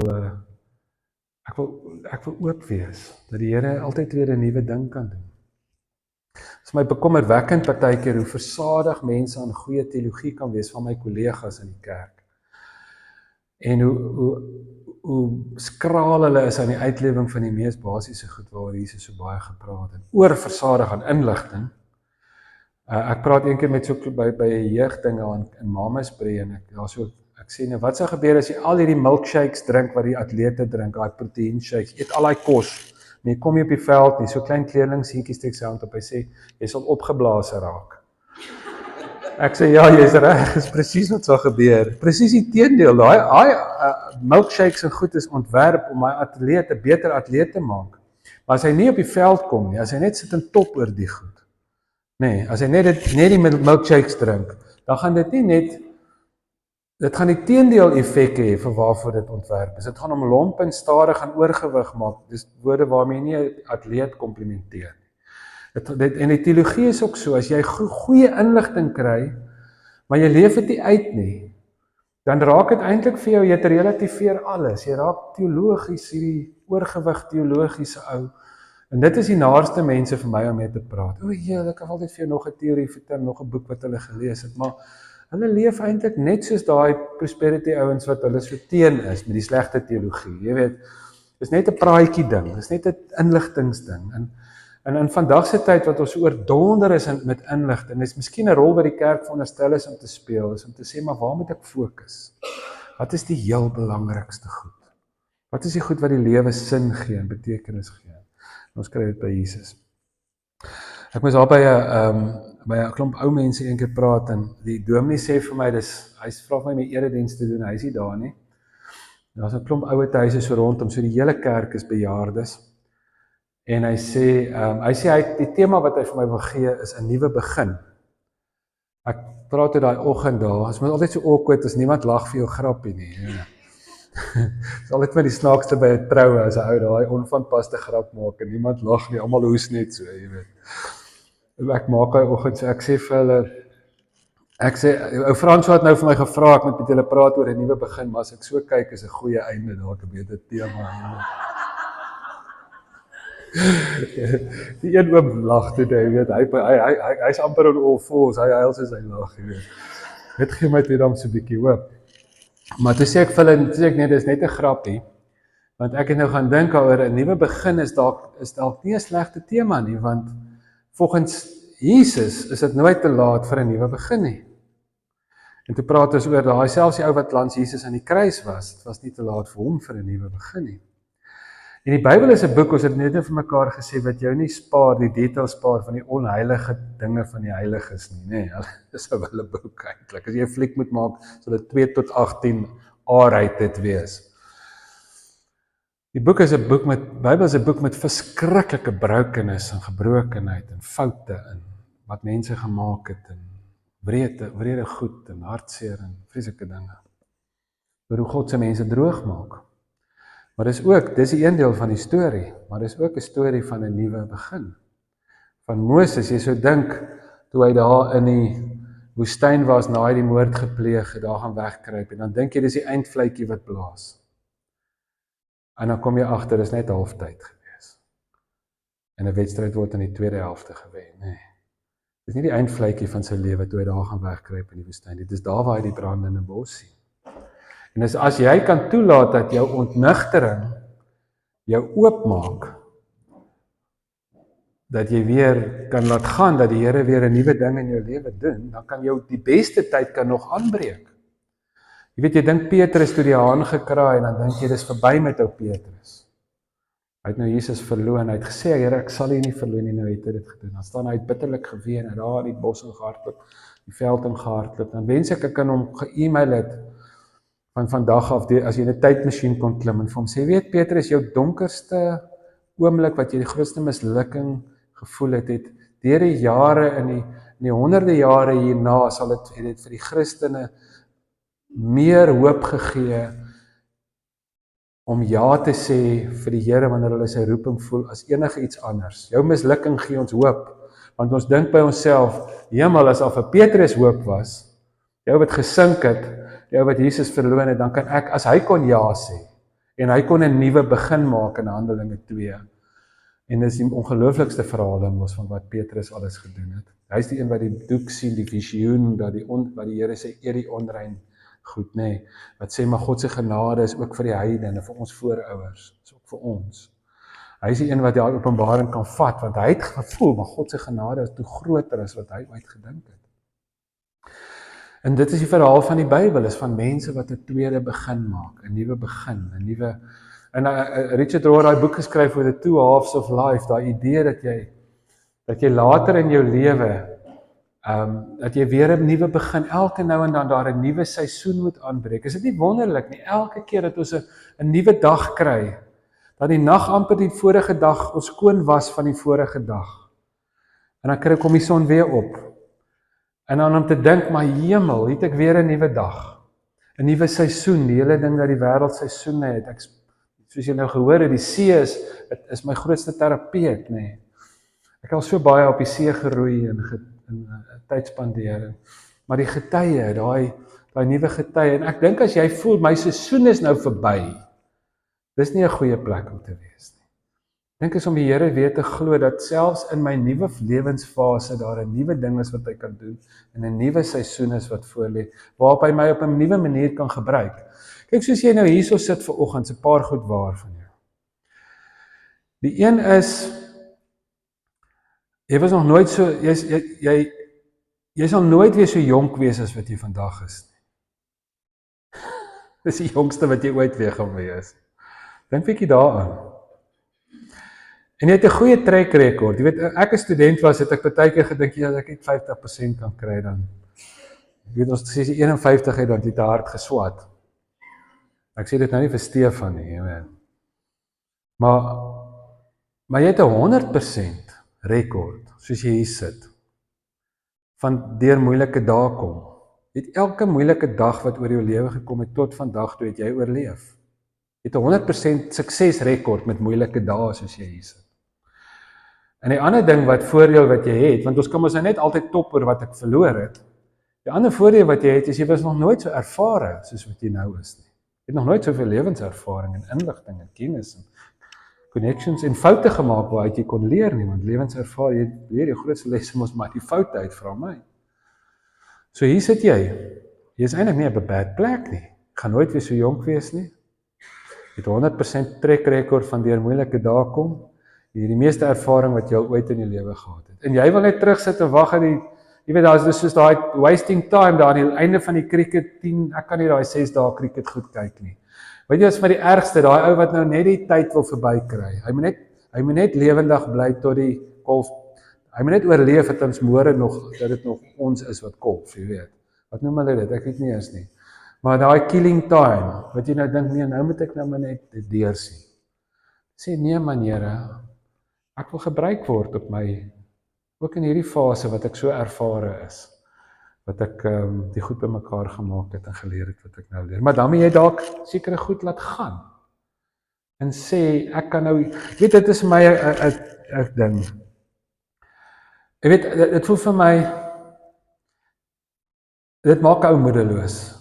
Ek het al met van die dominee kollegas gepraat. Dit maak ou moedeloos, partykeer as jy dink, hoeveel keer ons al oor goed gepraat het, hoeveel keer mense al gesien het, maar liefde is die heel belangrikste, God se genade is groot, Jesus is geseënd is die vredemakers, en dan kry jy ouens, hulle wil oorlog aanblaas, of hulle wil weer daai ou ding, jy weet, hulle hou so vas aan ou ding wat hulle geleer het in 1982, by die dominee wat eintlik heeltemal van die pad af was, as jy regtig Jesus as die standaard gebruik, maar jy kry daai ding nie uit daai oom uit nie, hy is in 'n groef, in 'n maalkolk in 'n sekere sin teologies, hy kan nie anders oor God dink as op daai manier nie. Hy kan nie die ding laat gaan en sê, maar Jesus, vul u daai ruimte van my gedenke oor godsdienst en oor God nie. En dit is verskriklik. So dis nie 'n vreeslike belangrike boodskap voel ek vanoggend hierso. Is die boodskap om te sê, maar ek moet Jy weet, iemand het my dogter het so 'n prentjie geteken een keer van iemand wat so oopbreek. En toe sy klein was, toe sê sy, keep your heart wildly open. Toe sê maar ek moet kan oopmaak, ek moet kan skoonmaak, ek moet laat gaan. En Paulus sê ek maak my los van wat agter is, ek strek my uit na wat voor is, die nuwe seisoen, die nuwe begin. En ek dink dit is 'n belangriker ding as wat 'n ou besef. Ons het so 'n ding wat ons met die kinders doen, ons vat hulle op die afpakkamp en hulle is vreeslike trauma, kinders wat by ons bly. Dan praat ons nou, hoe gaan jy maak in die res van jou lewe? Dan doen ek so 'n triek met hulle. Ek sê elke ou met 'n klip gaan optel in die veld. Ons het nou hierdie plaasprojek al langs die rivier in Frankfurt. Stuur ek hulle aan die randjies en dan sê ek kry vir jou klip, maar dan wys ek vir hulle, moet nou nie kleiner as dit gaan nie, moet nou nie groter as dit gaan nie. Dan gaan van hulle nou groot en hulle wil afsien. En dan is dit Saterdagoggend, dan sê ek vir die res van vandag draai jy daai klip saam met jou. Die hele dag. Of ons nou volleybal speel of ons swem, van hulle het nou so een, van hulle het nou so een, pak teen, van hulle is die regte size, van hulle die grootte. Dan sê ek, as ons nou sing, as ons speletjies speel, as ons aftyd het, tot vanaand, draai jy daai klip saam met jou. En aan die aand, dan praat ons daaroor, dan sê nou, ons sou 'n sielkundige, ek sou nou 'n sielkundige wees wat navorsing doen. Ons almal op die kamp, so nou roep ek die een light, die kleinste ouetjie met die grootste klip, laat ek hom maar voor staan. Dan sê ek, sê nou maar, ons het vir ou Willem, sou ons nou gesê, ons gaan 'n proefneming doen, jy moet vir die volgende 10 jaar so 'n klip saam met jou dra. Wat sal die effek wees? En nou hoor mense nou wat hulle sê. Dan sê ons, wel, dit sou jou lewe swaar maak, nee, dit sou jou terughou. Ek bedoel, by die volleybal, sê jou selfs bietjie in verhoudings terughou. Sê jou terughou in alles in die lewe, eintlik. As jy nou fisies so 'n klip die hele tyd moet saamdra, sê jou potensiaal steel. Die tweede ding wat dit sal doen, is dit sal die mense saam met jou seer maak. Nou gaan jy daarna 'n party toe met jou klip, jy weet. Dit sal mense, dit sal 'n slegte effek op die mense om jou hê, op jou verhoudings hê. En dan sê ons die laaste ding is, en ek sê dink, en dan sê ek altyd vir hulle, ek dink dis die mees tragiese ding. Wie wat sou gebeur as jy so 'n klip vir lank genoeg saam met jou dra? Is jy sal begin vir jouself dink, dis maar hoe ek is. Dit sal deel word van jou identiteit. Jy sal dink, ek is maar daai ou met die klip. Ek is nou maar die een. Jy sal dink, ja, ek is maar soos my pa, of my oupa. Ek is maar soos hulle, jy weet, ek is maar nie lekker nie. Ek het maar min potensiaal. Dis maar hoe ek is. Dit sal so deel word van wie jy, dit sal 'n uitbreiding word van jouself. En dan sê ons vir mekaar, want jy weet die tragiesste ding in die lewe is dat mense dink, en jy kan sien hoe mense met daai ding top, dit raak so 'n maalkolk in jou lewe, dat mense dink, hulle weet hulle pyn lê by daai pa wat hierdie vreeslike goed aan my gedoen het, of aan ons gesin gedoen het, of by daai ma wat toegesluit is vir wat sy aan ons gedoen het, of by daai gebeurtenis in my lewe, of by oom of wie ook al. Jy kan pinpoint waar jy die klip gekry het. Dit is al klaar partykeer vir mense moeilik om daar te gaan, maar jy kan daar gaan. Die groot fout wat mense baie keer dan maak, is hulle dink maar, my genesing lê by waar my pyn lê. My genesing lê by hom. Hy dra die verantwoordelikheid vir my genesing, of sy dra die genesing. Sy het dan die klip vir my gegee. En dan sê ek die verskriklikste ding is, eerste ding wat jy moet besef, life is unfair, nee. Dis die een wat vir jou die klip gegee het, gaan dit nie van jou wegvat nie.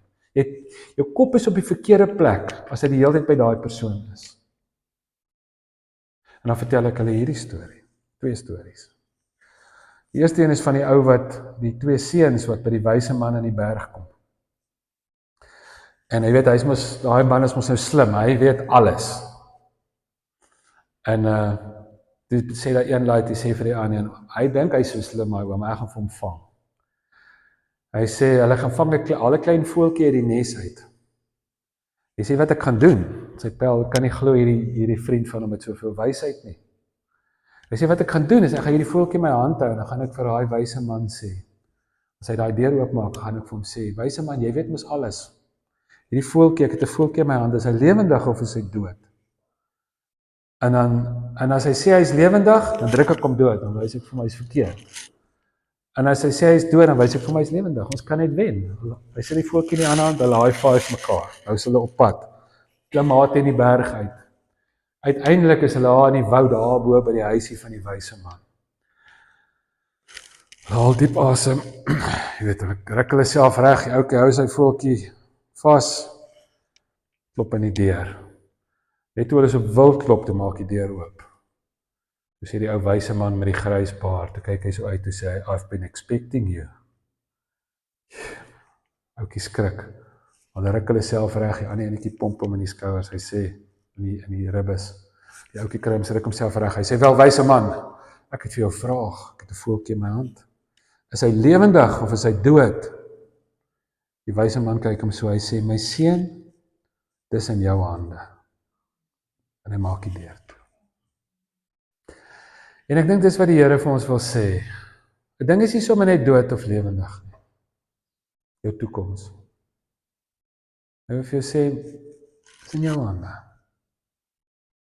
Dis jou hande wat jy daarmee maak. Big deal.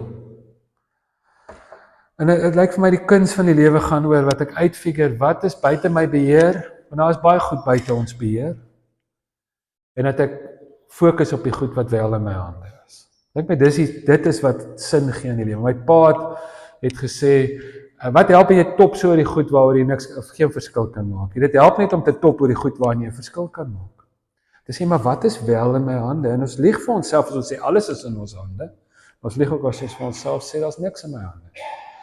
Die lewe lyk my gaan, ten spyte van al die goed wat buite ons beheer is, gaan op die ouene 80% oor wat jy maak met wat met jou gebeur het. Dis in jou hande. Hier is die mooi teks, julle ken dit waarskynlik. Ek het uiteindelik 'n groot oplewing gehad die laaste tyd, baie mense quote dit. Dit is so beautiful. Dis in Deuteronomium van alle boeke, 30 vers 19. Dan sê die Here, ek roep vandag die hemel en die aarde tot getuie teen julle, dat ek julle die lewe en die dood voorgehou het, die seën en die straf. En dan sê hy, kies die lewe. Hy sê, ek het in jou, aan die ou vertaling sê, ek het die vloek en die seën aan jou voorgelê, die lewe en die dood. En dan sê hy, kies jy. Dan sê die Here, ek wil hê jy moet die lewe kies. Dis in jou hande, sê hy in 'n sekere sin.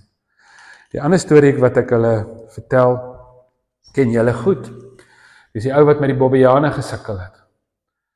En hy het nie geweet wat moet hy maak met die Bobbejaane nie. En hy besluit toe, ek hoor nou die dag van 'n ander ou wat 'n ander plan gemaak het. Hulle het die een Bobbejaan gevang, toe verf hulle hom wit, toe laat hulle hom weer vry. En ek het dit by 'n kerk vertel, toe kom 'n ou na my toe sê, dis regtig so. Hy sê, ons het hom net nie wit geverf, ons het hom rooi geverf. Maar my storie sê, hy was wit. Hy sê, daai Bobbejaan, jaag hy trop vandag nog. Want hulle wil net wegkom van die spook af, of van die rooi of wit spook af. En hy wil net by sy trop kom. Maar ook hierdie het nou nie die triek geken nie. En hy sê, ja, nou probeer hy alles. Maar Bobbejaane is maar slim, jy kan nou rubberslange en uit vrugtebome en groente en goeters. Jy kan mos nou rubberslange daar in die groentetuin sit en in die bome hang. As dit net so rukkie dan. Eers krik hulle dood, hulle paas uit omtrent, en na rukkie dan speel hulle met die rubberslange. Jy kan hulle skiet, maar later dan het hulle een wat check vir die ou met 'n geweer loop, jy weet. En hulle is skerp, hulle kan sien of dit 'n geweer of 'n stok is. Jy ou wat hande in sy hare gehad. En wat doen hy toe? Julle ken die storie. Hy het pampoene gehad. En toe vat hy 'n pampoen. En die pampoene maak hy toe so 'n gaatjie wat net groot genoeg is vir 'n oop hand van 'n Bobbejaan. Ken julle daai storie? Oop hand van my ouma het dit altyd vir my vertel. Dan kan 'n Bobbejaan se oop handjie kan in die pampoen ingaan. En dan vat hy nou daai goed daar binne. Dan sit hy vas. So die Bobbejaane is toe nou, dis disaster. Want die man se daai triek werk toe nou baie goed. So hulle hou toe 'n vergadering aan die berg. Maar jy weet, hulle het nou getalle is minder, hulle het verliese gehad. Almal is vol knoppe en blou kolle. En die een se oog is blou, die ander se neus, en die een het tande weg, en die ander een het... Nou is hulle daar in die berg, nou hulle nooit vergadering. Nou besluit hulle, wat gaan ons maak? En hulle vryf hulle koppe, maar hulle mou en knoppe, en die een sê dit, en die een sê, en dis altyd die boer, en dis die boer, en dis die boer. En die een Bobbejaan, hy was nie so dom nie, hy sê vir hulle, julle is 'n klomp Bobbejaane man, Hy sê, dis nie die boer wat ons vang nie, want wat doen die boer toe, nê? Hy slaan hulle sommer met 'n stok. Hy skop hulle. Hy slaan hulle sommer met 'n klip. Hy's nie eens 'n geweer nodig nie. Hy sê dis nie die boer wat ons vang nie. Dis ons onvermoë om te laat gaan wat ons vang. Want nou wat hoe die trap mos nou gewerk is, die oop handjie gaan in, maar as hy net die pampoen daar binne van, dan sit hy vas. Dan kan die boer hom slaan en skop en hy kan hom verniel. Toe sê hy, ons blameer die boer, ons dink is dit, maar dis omdat ons nie kan laat gaan nie. Dis ons onvermoë om te los wat ons so pynig. Ons kan vry wees as ons kan laat gaan. En dis in 'n sekere sin nou vanoggend se boodskap. As jy kan vry wees as jy kan laat gaan. So ek wil jou vanoggend vra of jy nie, in plaas van met daai vraag wat ons die groot versoeking altyd by ons is, wat jy die hele tyd besig is met die vraag, Here, wat moet ek nog doen? Wat moet ek leer? Wat moet ek bymekaar maak? Wat moet ek dat jy besig sal wees met die vraag, Here, wat moet ek laat gaan? Kom ons maak ons oë toe. Dan gaan ek jou 'n kansie gee. Ons het net jy en die Here. En dan vra jy vir die Here, Here, vanoggend wil ek vir u vra, nie Piet of Koos wat ek nou so hoop hierdie boodskap nou vanoggend gehoor het nie. So hoor nie, maar ek myself. Sit jou hand op jou eie hart. Sê Here, wat wil u hê moet ek laat gaan? En dit is 'n proses om te laat gaan, maar jy kan of al hoe meer besig wees om vas te hou of al hoe meer om te laat gaan. En Here, wys my hoe moet ek dit laat gaan? Ek sê nou die dag vir ou, nie laat jou trots belangriker wees as jou vryheid nie. Miskien moet jy met iemand gaan praat, jy moet 'n ding in die lig bring. Efesiërs sê 'n ding word uit die kaak gestel as in die lig. Miskien moet jy gaan vir terapie, man. Miskien is dit materiële goed wat jy moet laat gaan. Miskien is dit hoogmoed wat jy moet laat gaan. Ou manier van dink. Miskien is dit 'n kombinasie. Miskien is daar van ons hier wat 'n paar goed soos daai kajak van my, nie net een ding het wat jy moet laat gaan nie, maar 'n klomp goed. Miskien het jy al iets laat gaan, maar jy het dit weer gevat. Maar kom ek gee so 'n oomblik stil gebed en dan sê jy net vir die Here, Here, wys vir my wat ek moet los.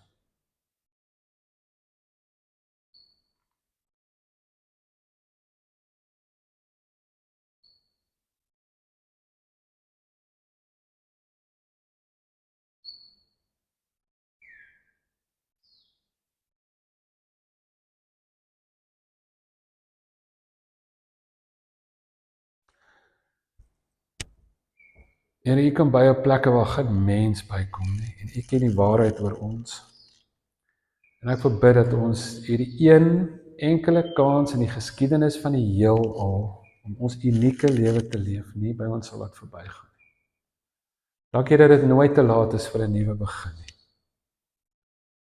Help ons om vry te leef, Here. Gee ons die moed, die passie, die visie, die energie om ons ook los te maak en ons uit te strek, sodat U ons nog beter kan gebruik. In Jesus Christus se naam. Amen.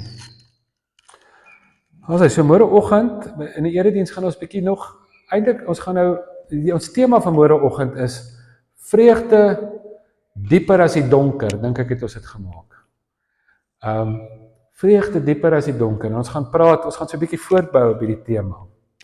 Oor 'n baie belangrike ding. Paulus wat Jesus eintlik min quote in sy briewe, maar hy quote Jesus oor een ding, aan Handelinge. En ons gaan 'n bietjie oor daai aanhaling van Paulus waar hy sê, maar Jesus het gesê, groot geheim van die lewe. En ons gaan 'n bietjie daaroor gesels. Ons gaan afsluit met so 'n lied of wat? Kom ons sluit af met daai lied en dan is ons klaar. Okay.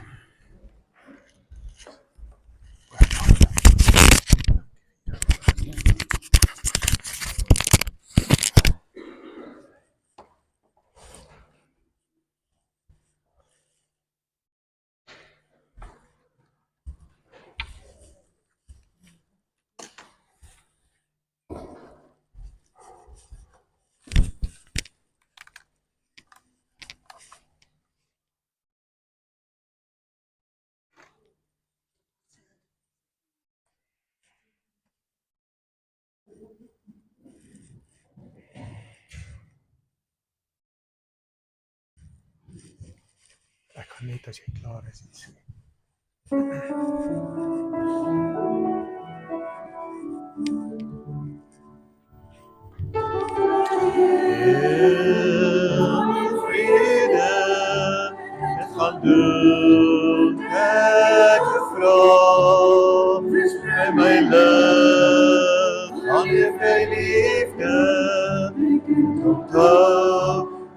is altyd daar.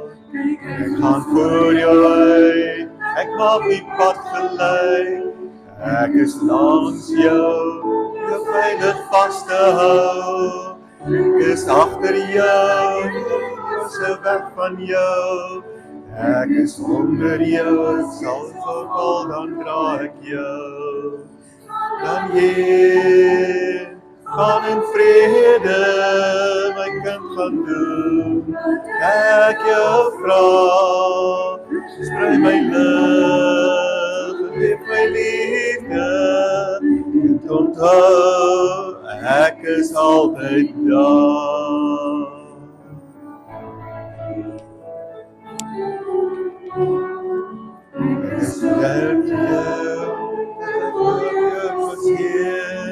Ek is binne jou, bly jou deur my Heilige Gees.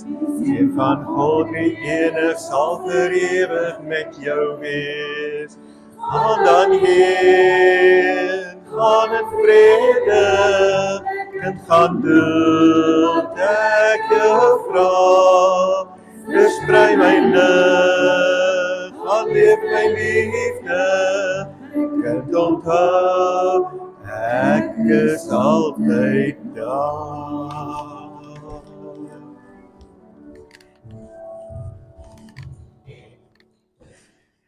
Vriende, baie dankie dat julle hier was vandag en ons sien julle weer môre.